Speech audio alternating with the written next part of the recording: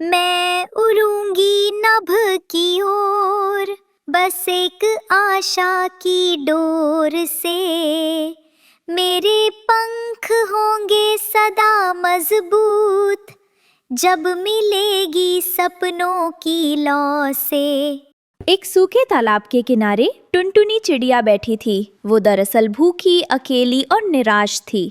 कभी कल पर भरोसा था, लेकिन अब ये सूखा तालाब और वीरान रास्ते, लगता है कि कोई तो मेरी सुनने वाला होगा। वो पंख फैलाकर एक सूखे तालाब की ओर देखती है। अरे टुनटुनी, इतनी उदास क्यों हो? पानी से लगी उम्मीद खो बैठी क्या?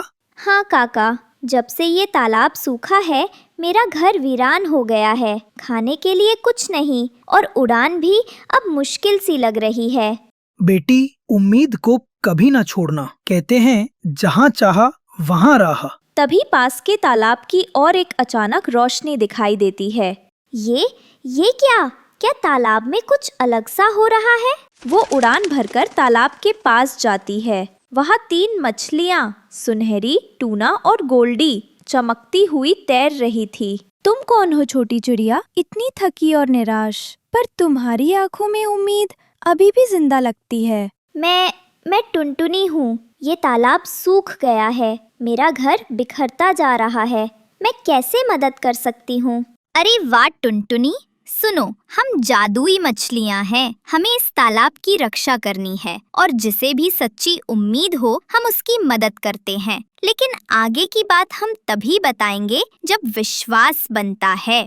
मैं डर रही हूँ, पर आपकी मदद चाहती हूँ। क्या आप वाकई मेरी मदद कर सकती हैं? हम तुम्हारी मदद कर सकते हैं, पर एक चुनौती पर खरा उतरना होगा। चुनौती है? तुम्हें हमें पनाह देने वाला एक सपना साझा करना होगा। हमें दिखाओ, तुम्हारे अंदर की हिम्मत क्या है। मेरा सपना, मुझे उड़ना है, उस ऊंचाई तक जहां बारिश भी महसूस होती है। लेकिन जब मुझ में ताकत नहीं बची, लगता है सपना ही अधूरा रह जाएगा। तुम्हारा सपना वही है जो जिंदगी को अर्थ देता है, पर उसे सच करने के लिए अपने भीतर की अग्नि जगानी होगी। पहली परीक्षा, तुम्हें उस पुराने पीपल के नीचे जाकर हमसे एक गीत सुनाना होगा। गीत जो तुम्हारी आत्मा में है। गीत मैं गा सकती हूँ? अरे, मेरा गाना बहुत कमजोर होगा। कमजोर या मजबूत, गाना वही होता है जो दिल से निकलता है। टुनटुनी पीपल के पास आती है। मैं उड़ूंगी नभ की ओर, बस एक आशा की डोर से। मेरे पंख होंगे सदा मजबूत, जब मिलेगी सपनों की लौ से। मछलियाँ चुपचाप सुनती हैं।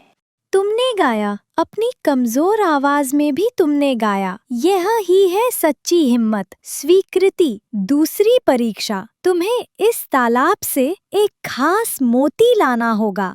मोतियों वाले तालाब में? वहाँ तो कुछ नहीं बचा, सब सूख गया।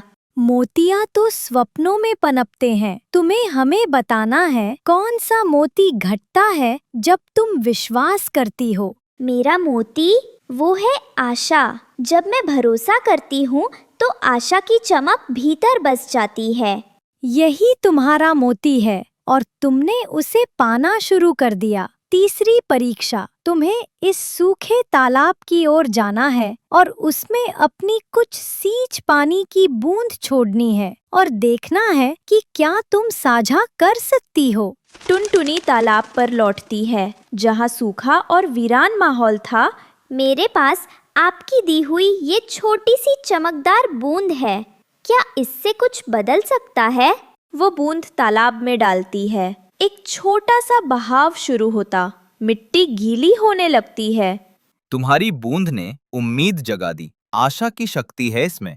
अगर छोटी सी बूंद ने असर दिखाया तो विश्वास की पूरी झड़ी क्या नहीं ला सकती। हल्की बारिश शुरू होती, तालाब में धीरे धीरे पानी भरने लगता है। देखो, चमत्कार हो रहा है। टुनटुनी चिड़िया की छोटी सी आशा ने पूरे तालाब को जीवन दे दिया। टुनटुनी, मैं कुछ भी नहीं, बस अपनी आवाज और विश्वास से शुरुआत की। हमने तुम्हें आजमाया, तुमने खुद को पहचान लिया। अब ये तालाब तुम्हारा घर, तुम्हारी आशा बनकर रहेगा। अब तुम्हें ना उड़ने की जरूरत नहीं, क्योंकि आशा तुम्हारे पंख बन चुकी है। और ये तालाब भविष्य में चिड़ियों, जीव जंतुओं को जीवन देगा, जैसे तुमने। एक हरा भरा जंगल। टुनटुनी चिड़िया अपने घोंसले में बैठी थी। उसके साथ 2 बच्चे थे, कुकू चिड़ा और सुनहरी चिड़िया। बच्चों, आज भी घर में कुछ खाने को नहीं है। कल की वो सूखी सी दाल भी खत्म हो गई। माँ, मैं तो सोच रही थी, क्या हम भी कभी ऐसा घर बना पाएंगे जहाँ सोने के बर्तन हो? बेटा, सपने देखना अच्छा है, लेकिन हमें तो पहले आज की रोटी का इंतजाम करना है। तभी एक पुराना मित्र कालू कौवा वहाँ आता है। अरे टुनटुनी बहन, कैसी हो? अब भी वही घोंसला, वही तंगी? हाँ कालू, जिंदगी जैसे बीत ही रही है, खाने का भी ठिकाना नहीं। तब तो सुन, जंगल में एक बाबा आया है। कह रहे थे कि जो सच्चे दिल से मांगता है उसे कुछ न कुछ दे देते हैं। माँ, चलो ना, हम भी चलते हैं उस बाबा के पास। जंगल का गहरा इलाका। एक साधु बाबा ध्यान में बैठे थे। टुनटुनी चिड़िया और उसके बच्चे उनके पास पहुँचते हैं। प्रणाम बाबा, हम बहुत गरीब हैं, खाने को भी नहीं है, कुछ मदद मिल जाए तो। सच्चे मन से आए हो इसलिए कुछ दूंगा। ये लो, ये एक साधारण सा बर्तन है। ये तो तांबे जैसा लगता है, इसमें क्या खास बात है? जब भूख लगे इसे जमीन पर रखकर कहना, बर्तन बाबा भोजन दो, खाना अपने आप बन जाएगा। पर याद रहे, लालच मत करना। बाबा, हम आपका आशीर्वाद कभी नहीं भूलेंगे। टुनटुनी अपने बच्चों के साथ लौटती है और बर्तन से पहली बार खाना बनवाती है। बर्तन बाबा, भोजन दो। पल भर में बर्तन से खुशबूदार खिचड़ी, सब्जी और गुड़ की खीर निकल आती है। माँ, ये तो सपना जैसा है, अब हम कभी भूखे नहीं रहेंगे। अब मैं भी सोने का घर बनवाऊंगी। उसी समय मिट्ठू तोता और तोती वहाँ आ जाते हैं। ये क्या जादू है? ये खाना कहाँ से आया? टुनटुनी बहन, कहीं चोरी तो नहीं की? नहीं बहन, ये तो साधु बाबा का आशीर्वाद है। शाम का समय। टुनटुनी अपने बच्चों को खाना खिला रही थी। झाड़ियों में कालू कौवा छिपकर सब देख रहा था। तो ये है उस बर्तन की सच्चाई। खाना खुद ब खुद बनता है। अगर ये बर्तन मेरे पास हो जाए मैं तो राजा बन जाऊंगा।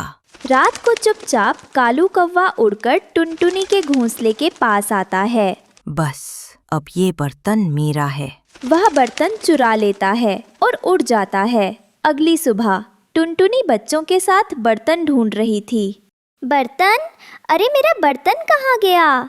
बच्चों देखो, कहीं गिर तो नहीं गया? माँ, कहीं चोरी तो नहीं हो गया? उसी समय मिट्ठू तोता और तोती वहाँ आते हैं। हमने रात को कालू कौवा को इधर मंडराते देखा था। जरूर वही चुरा के ले गया है। चलो उसे पकड़ते हैं। बर्तन बाबा, भोजन दो। बर्तन चमकता है, लेकिन अंदर से काला धुआं निकलता है। अरे ये क्या? खाना कहाँ है? जो चोरी करे उसे कुछ नहीं मिले। उसी समय टुनटुनी, मिट्ठू और तोती वहाँ पहुँचते हैं। कालू, तुम इतने गिर जाओगे सोचा ना था। बाबा ने कहा था लालच मत करना। माफ कर दो टुनटुनी बहन, मुझसे गलती हो गई। मैंने लालच किया।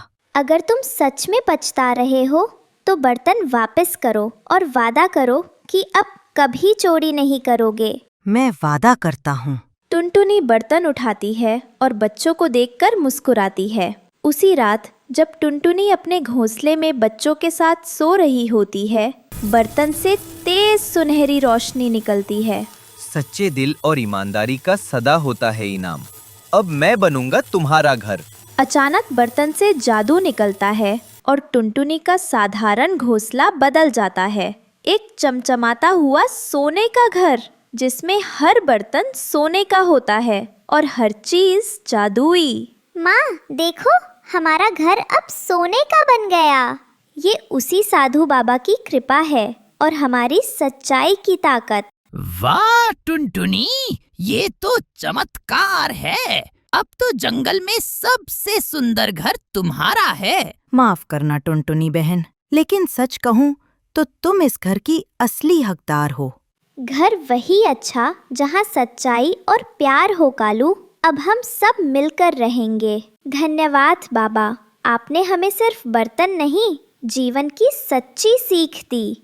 इस कहानी से हमें सीख मिलती है कि सच्चाई, ईमानदारी और निस्वार्थता का फल हमेशा मीठा होता है। लालच का अंत दुखद और पछतावे से भरा होता है। जो थोड़ा पाकर संतुष्ट रहते हैं, ईश्वर उन्हें बहुत कुछ देता है।